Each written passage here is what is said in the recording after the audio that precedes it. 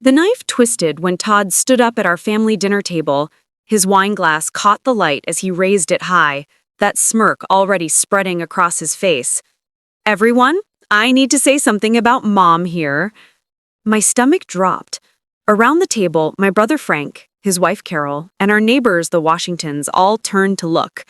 I should have seen it coming.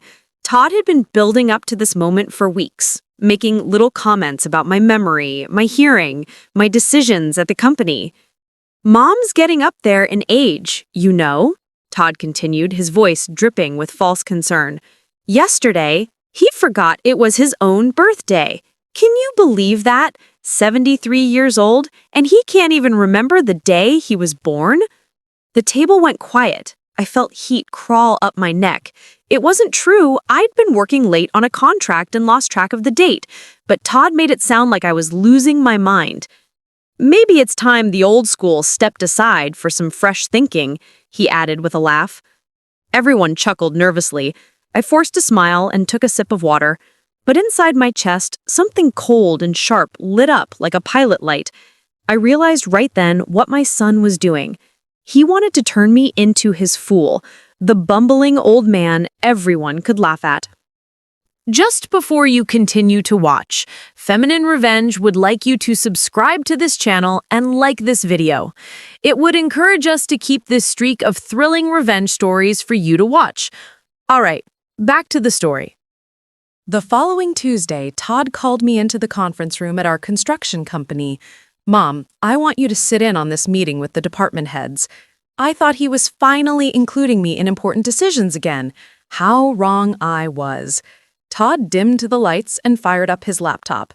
"I've prepared a presentation about outdated business practices," he announced to the 12 managers seated around the mahogany table I'd bought 20 years ago. The first slide read, "When old school fails." My blood went cold. For the next 30 minutes, Todd clicked through examples of dinosaur thinking in construction. Every single example was a thinly veiled attack on my methods, the safety protocols I'd implemented, the client relationships I'd built, the way I treated workers with respect instead of threats. My employees shifted in their seats. Randy, my foreman for 15 years, couldn't look me in the eye. Beth from accounting stared at her notepad like it held the secrets of the universe. I sat frozen in my chair, watching my own son dissect my life's work in front of the people who used to respect me. When he finished, scattered applause filled the room like dying sparks. That was the moment I decided Todd would learn the hard way what happened when you humiliated the wrong man. Instead of storming out or confronting Todd directly, I drove downtown to see Mr. Barnes, the lawyer who'd handled my affairs for 30 years. His office smelled like leather and old books, a place where serious business got done quietly. "What can I do for you, Evelyn?" Barnes asked, settling his reading glasses on his nose. I pulled out the trust documents Todd assumed would make me my heir. "I need to understand something. Are there any ways to modify this trust without Todd knowing?" Barnes studied the papers for a long moment. "There are several options. Contingency clauses, behavioral requirements, alternative beneficiaries." He leaned back in his chair. "What exactly are you thinking?" "My son believes he's entitled to everything I've built, but entitlement needs to be earned." Barnes nodded slowly. "We could establish performance criteria or transfer assets to another family member who meets your standards." I thought about my granddaughter Emily, Todd's daughter. She was 25, smart as a whip, and actually respected what I accomplished. She worked part-time at the company and never once made me feel like a burden. "How quickly can we make changes?" I asked. Barnes smiled. "We can make this work, Evelyn. Give me a week." A plan began taking shape in my mind, cold and precise as architectural blueprints.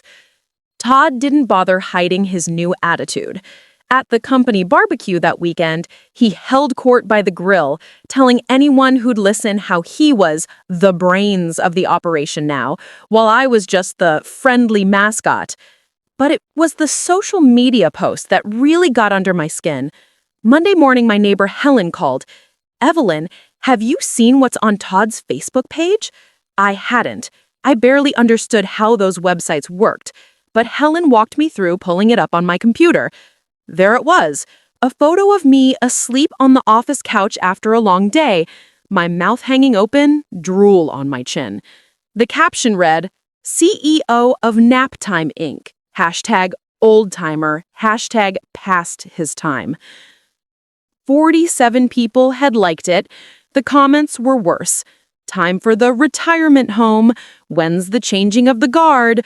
Poor old lady doesn't know he's done." 3 of my longtime clients had seen it. 2 employees had shared it. Todd's friends thought it was hilarious. My hands shook as I closed the laptop. For 40 years, I'd built a reputation in this town.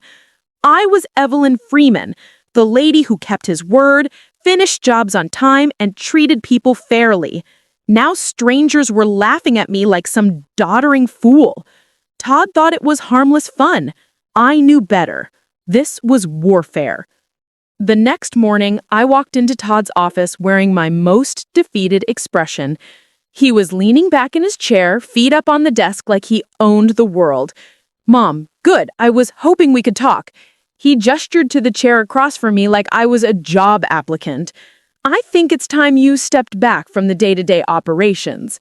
I nodded slowly. "You're probably right, son. These old hands aren't what they used to be." His face lit up. "Really? I thought you'd fight me on this." "What's the point?" I shrugged. "You've made it clear you're the future of this company. Maybe I should let you handle more of the financial decisions, too." Todd practically puffed up like a rooster. That's great, Mom. I think you'll find I can take us to the next level." "I'm sure you will," I said quietly. What Todd didn't know was that I'd spent the previous evening with Mr. Barnes, signing papers that transferred the bulk of my assets into a new trust. The beneficiary wasn't Todd anymore. It was Emily, my granddaughter, who actually appreciated what I'd built. As I walked out of his office, I could hear Todd already on the phone, bragging to someone about his expanded authority. Poor kid had no idea his inheritance was slipping through his fingers like sand. The Rotary Club's annual fundraiser gave Todd another chance to showcase his wit. 300 people packed the ballroom at the Marriott, including the mayor, half the city council, and every business owner who mattered in our town. When they called for volunteers to share funny stories, Todd's hand shot up first. He grabbed the microphone with the confidence of a man who'd never met real consequences. "I've got to tell you all about my mom," he began, grinning at me in the front row. "Last week, he tried to measure a wall using the wrong side of a tape measure. Spent 20 minutes wondering why the numbers were backwards." Todd paused for effect. Then he blamed the tape measure for being defective. Polite laughter rippled through the crowd. I smiled and nodded along like a good sport, but my mind was already 3 moves ahead. "The man built half this town," Todd continued, "but he can't figure out which end of a hammer to hold." More chuckles. I even chuckled myself, but inside, I was sharpening the knife that would cut him down to size. Soon enough, it would be Todd on that stage, but he wouldn't be telling jokes. He'd be the joke everyone was laughing at. The thought warmed me more than the cheap rubber chicken dinner they served afterward. Over the next few weeks, I became Todd's biggest supporter, at least on the surface. I started dropping comments around the office and at neighborhood gatherings. "Todd's got some big plans for the company," I told Randy while we watched him struggle with the blueprint. "Real ambitious ideas. Let's see if he can handle them when the pressure's on." I said it with just enough doubt in my voice to plant seeds. To Beth in accounting, "He's eager to prove himself. Sometimes young men bite off more than they can chew, but that's how they learn." At the hardware store, "My son thinks he's ready to take over completely. Bold move for someone so inexperienced, but I admire his confidence." Word spread through our small business community like ripples in a pond. People started paying closer attention to Todd. watching for signs of either success or failure. Todd overheard some of these conversations and thought I was finally giving him the respect he deserved. He'd nod seriously and talk about his vision for growth and modernizing the operation. What he didn't realize was that I was setting him up for the brightest spotlight he'd ever stood under. And when that light hit him, everyone would see exactly what kind of man my son really was. Todd's ego finally pushed him over the edge. He decided to announce a major expansion plan for the company, complete with a press conference and investor presentation. "Mom, this is going to put us on the map," he told me excitedly as he booked the Hilton's conference center. "I'm talking about doubling our workforce, opening a second location, maybe even franchising the business model." He invited reporters from both local newspapers, 3 radio stations, and the Business Journal. He reached out to potential investors from Seattle and Portland.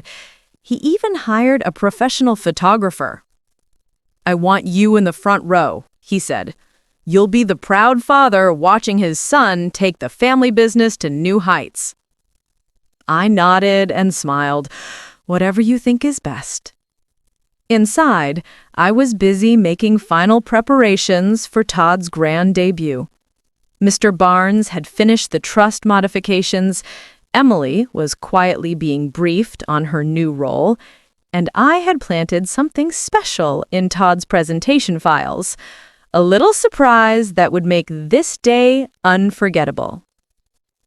The date was set for Friday afternoon. Todd spent the entire week practicing his speech, polishing his slides, and imagining his moment of triumph. He had no idea he was walking into a trap 40 years in the making. Friday afternoon arrived gray and drizzly, but the Hilton's conference room buzzed with energy. 60 people filled the chairs: investors, employees, reporters, and curious business owners. Todd stood at the podium in his best suit, looking like he was born for this moment. I sat in the front row as requested, hands folded, the picture of paternal pride. "Ladies and gentlemen," Todd began, clicking his remote, "welcome to the future of Freeman Construction."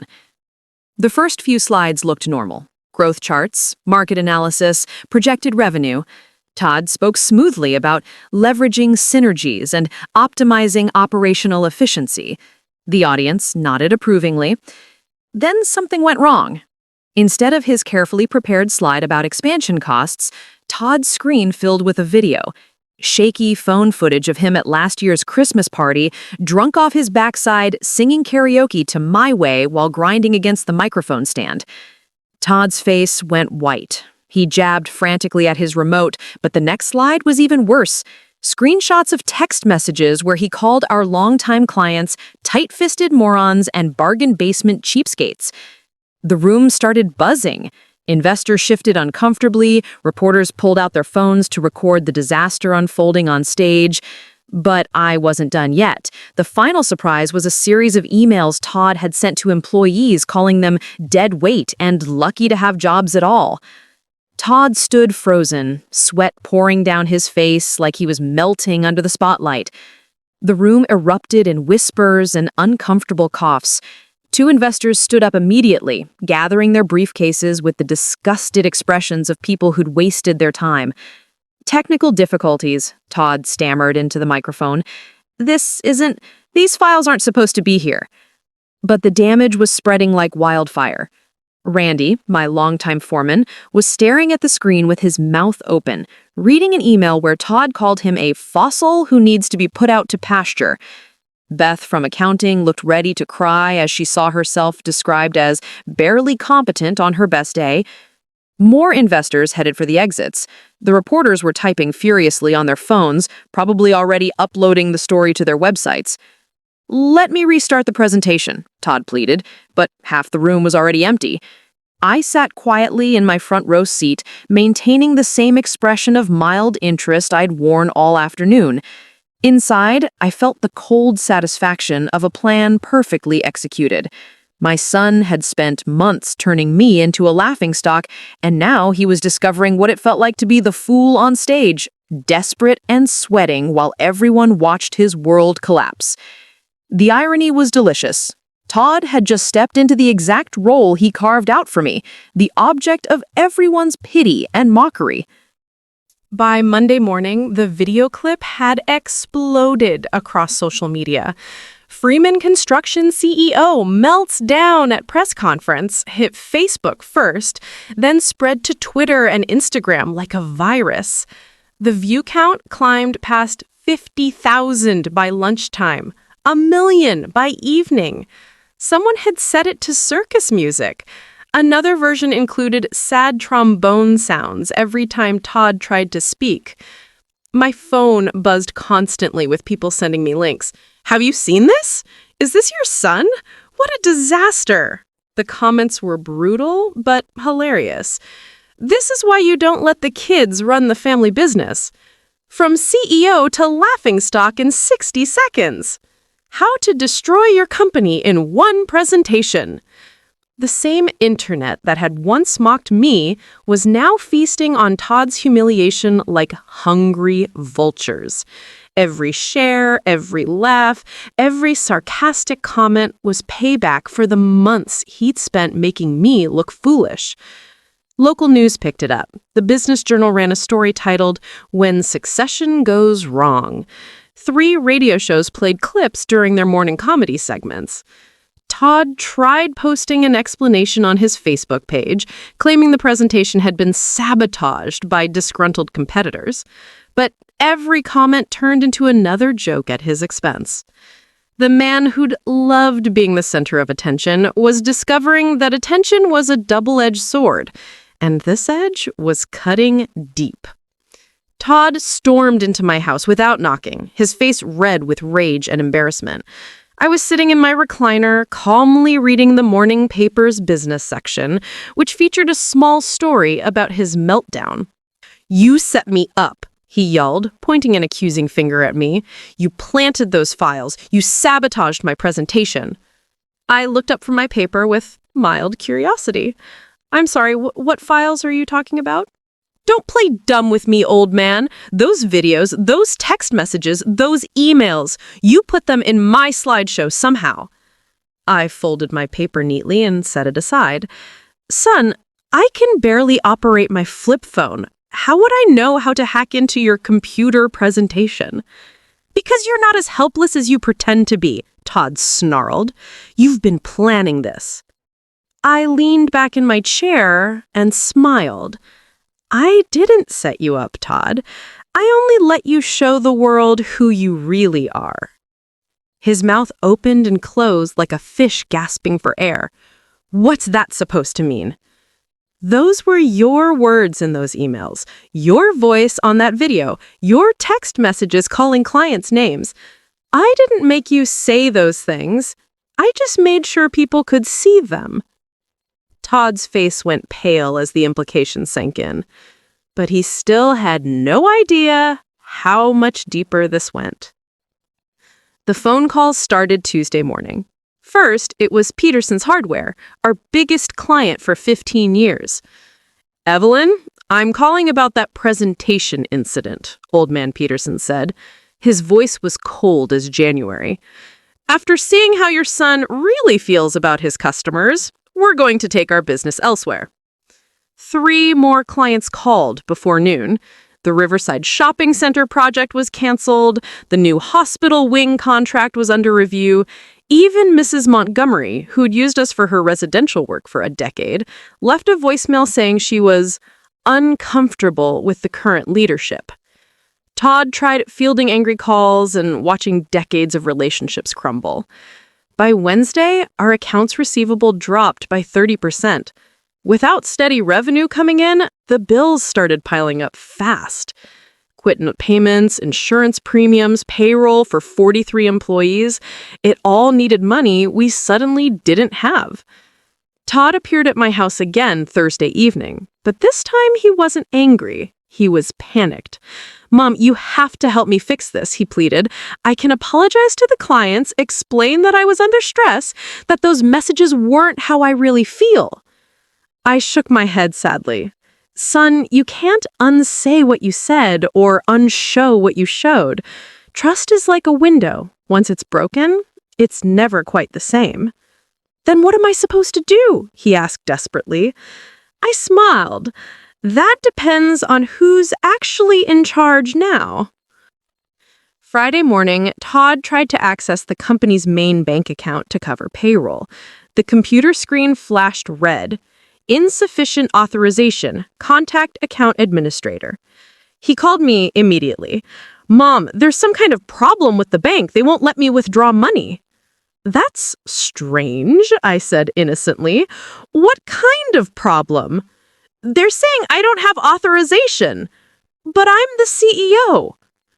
I paused for effect. Todd, being CEO doesn't automatically give you access to trust funds.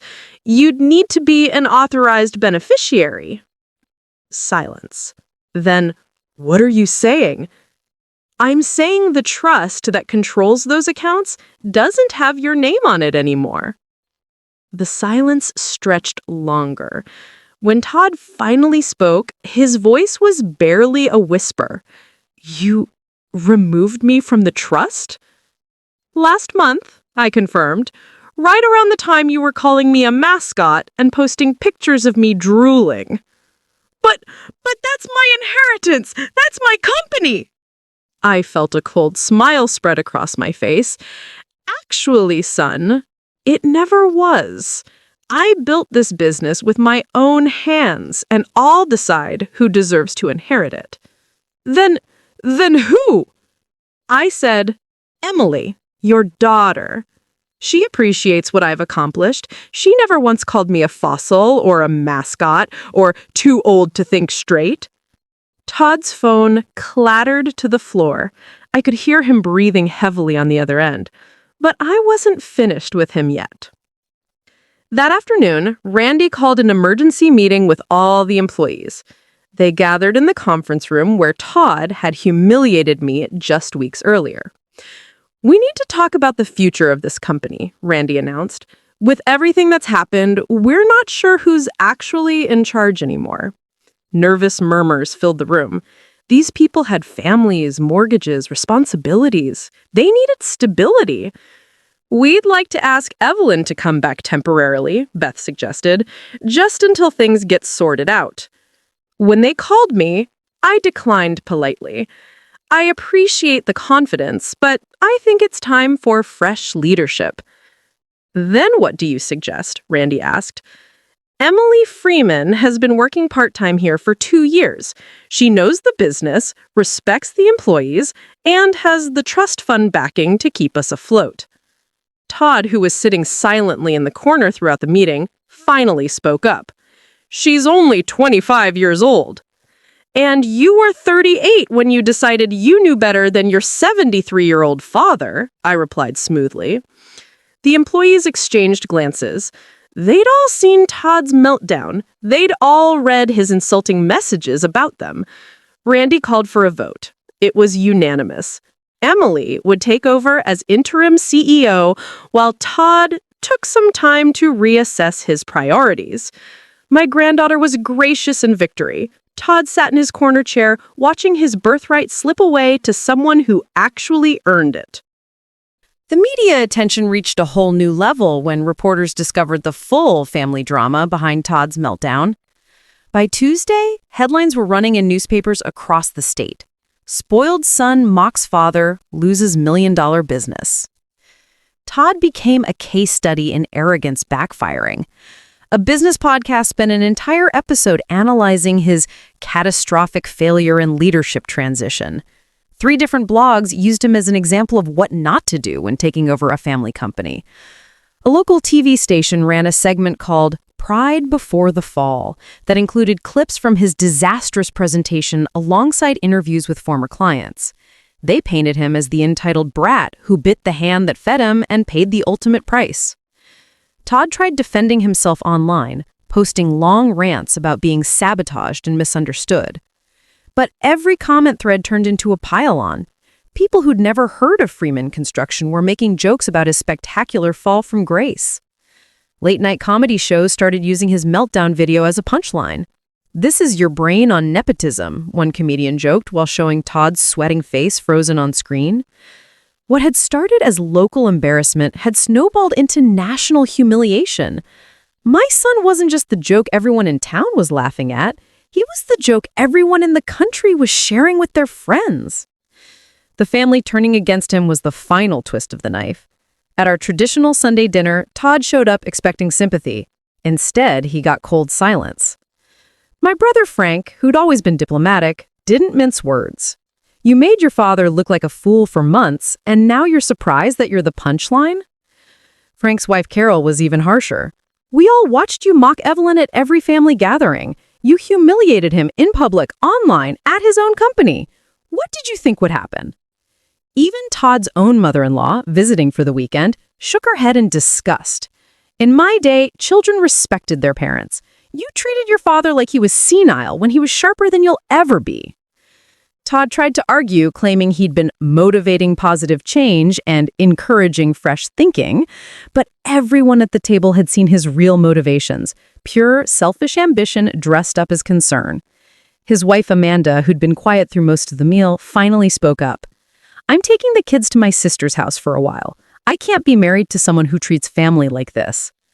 She left that night.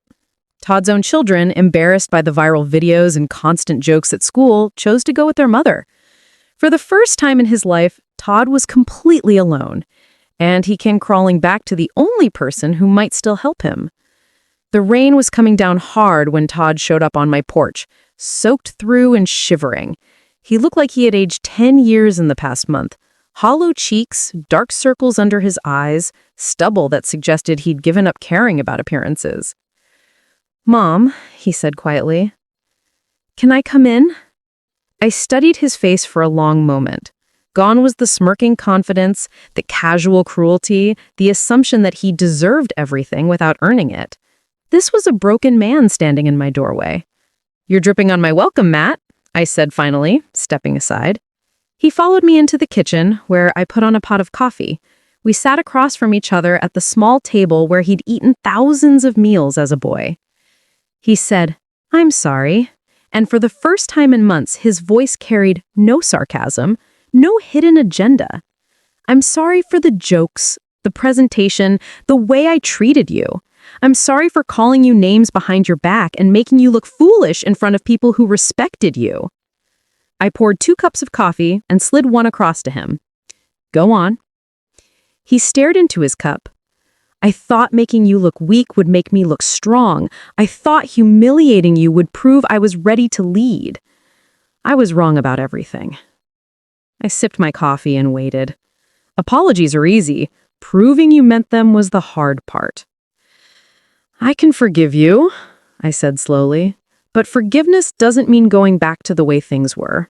You want to rebuild your life? You can start at the bottom like everyone else." Todd looked up hopefully. "What do you mean?" "There is a job opening at the Jackson Road construction site. Manual labor. Hauling lumber, mixing concrete, cleaning up after the real workers." I fixed him with a steady stare. 40 hours a week at $15 an hour. His face fell. "Mom, I have an MBA. I ran a company for 6 months." "Into the ground," I reminded him. "And your MBA didn't teach you how to treat people with respect. Maybe swinging a hammer will." Todd sat quietly for a long moment. I could see him wrestling with his pride, his sense of entitlement warring against his desperate need for income and purpose. "The offer's good for 60 seconds, I added. "After that, you can figure out your next move on your own."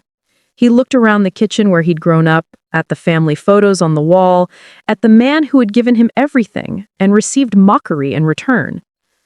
"When do I start?" he asked quietly. "Monday morning, 6 a.m. sharp." And Todd, waiting till he met my eyes, "The laddies on that crew saw all your viral videos. They know exactly who you are. Either earn their respect or find the door." He picked up his coffee cup with hands that trembled slightly. Pride was a luxury he could no longer afford. Monday morning at the Jackson Road site, Todd showed up in work boots he'd never clearly worn and jeans that still had the store tags on. The crew, 8 men who'd been building things before Todd learned how to tie his shoes, looked him up and down like he was a zoo exhibit. "So, you're the hotshot who called us all dead weight," said Jimmy Martinez, a 30-year veteran with arms like tree trunks. Todd's face reddened. "I'm here to work. We'll see about that." The first day nearly killed him. By lunch, his soft hands were blistered raw. By quitting time, he could barely lift his arms. The same muscles he'd neglected while sitting behind a desk screamed in protest against real physical labor. The crew watched him every move, waiting for him to quit, to complain, to demand special treatment because of his name. But Todd gritted his teeth and kept working. Day 2 was worse. Day 3 was agony. But something interesting started happening by the end of the first week. Todd stopped talking about business theory and started asking questions about construction, how to read blueprints properly, why certain materials work better than others, what separated good craftsmanship from sloppy work. The men who had once been targets of his insults began teaching him, grudgingly at first, then with genuine patience as they saw his willingness to learn. I watched from a distance as my son's arrogance slowly cracked like old paint. 3 weeks into his new job, I found Todd sitting alone on a stack of lumber after quitting time. The sun was setting behind the mountains, painting the construction site in shades of gold and orange. He was staring at his hands, callous now, with dirt permanently embedded under his fingernails. These weren't the manicure hands of an executive anymore. "Rough day?" I asked, settling beside him on the lumber pile. He looked up, surprised. "I didn't hear you drive up." "Jimmy says you're starting to pull your weight." Todd nodded slowly. "It's different than I expected. Harder, but also, I don't know how to explain it." "Try." He was quiet for a moment, gathering his thoughts. "When I was running the company, everything felt like a performance, like I was pretending to be someone important. But out here, when I build something with my hands, when the foundation is level and square, there's no pretending. It's either right or it's wrong." "And?" "I thought humiliating you would make me strong," he admitted. "It just made me small, smaller than I ever imagined I could feel." For the first time since this whole mess started, I heard genuine remorse in his voice. Not self-pity, not anger at getting caught, but actual understanding of what he'd done wrong. The setting sun caught his face, and I could see tears threatening at the corners of his eyes. My boy was finally becoming a man. Something shifted in Todd during his 5th week on the crew. Instead of showing up exactly at 6 and leaving exactly at 5, he started arriving early to help set up equipment. He stayed late to help clean up. When Jimmy threw out his back lifting a beam wrong, Todd drove him to the emergency room and covered his shift the next day without being asked. When the new lady, Carlos, struggled with English instructions, Todd spent his lunch breaks helping him understand the job. Word spread through the construction community that Evelyn Freeman's son was busting his ass right alongside everyone else. The same people who'd been sharing his humiliation videos started noting his transformation with grudging respect. "Kid's actually learning," Randy told me on our coffee. "Still has a lot to prove, but he's not the arrogant punk we saw in those viral clips." At the weekly barbecue joint where the crew gathered on Fridays, Ty bought the first round for everyone. Not to show off, but because he understood now that respect was earned in small gestures, not grand statements. The men who had once mocked him behind his back started including him in their conversations. They told him stories about jobs they'd worked, lessons they learned the hard way, the satisfaction that came from building something that would last. Todd listened without trying to prove he was smarter.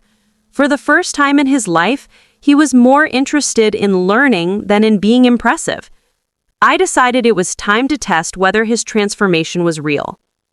I arranged a company gathering at the same Hilton conference room where Todd's world had collapsed 2 months earlier. 60 people filled the chairs: employees, former clients, business associates, and family members. Todd stood at the back of the room in his work clothes, unsure why he'd been invited. I called his name and gestured toward the podium. "No," he said, shaking his head. "I'm not ready for that." "You are," I said firmly. Get up there." With reluctant steps, Todd walked to the front of the room where he'd suffered his greatest humiliation. The same faces that had watched him melt down in viral infamy now watched him with curious attention. "I don't have a presentation," he began, his voice shaky. "No slides, no charts, no grand plans." He looked out at the audience, many of whom had smartphones ready to record another potential disaster. 2 months ago, I stood here and destroyed my reputation, my family relationships, and my career in about 10 minutes. I thought it was unfair, thought I was the victim of sabotage. Todd paused, gathering courage.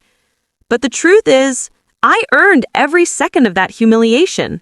I spent months mocking my father, treating employees like garbage, and acting like success was owed to me instead of earned. The room was dead silent. I lost everything because I forgot the most basic lesson my father tried to teach me. Respect is earned through actions, not demanded through position.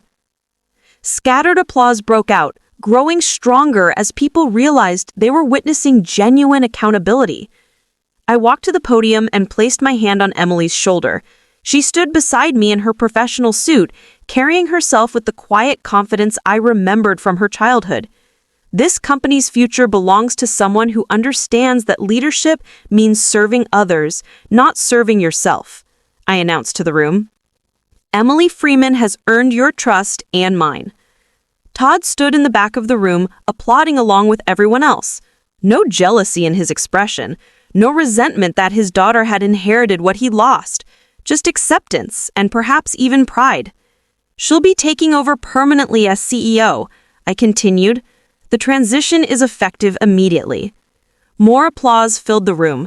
Emily stepped forward and spoke briefly about her plans, her respect for the company's history, and her commitment to treating employees and clients with dignity.